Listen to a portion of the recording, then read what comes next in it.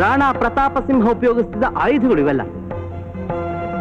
London ಇಂದ ತರಿಸಿದ original ಪೇಂಟಿಂಗ್ಸ್ಗಳು. Chandru, ಇದೆಲ್ಲ ಕೃಷ್ಣದೇವರಾಯನ ಕಾಲದ ವಜ್ರಗಳು. ಕಮಾನ್ ಚಂದ್ರು. ಇದೇ ನಮ್ಮ ಸ್ಟಾರ್ ಮ್ಯೂಸಿಯಂನ ಸ್ಟಾರ್ ಅಟ್ರಾಕ್ಷನ್, ಅಪ್ಸರೆ.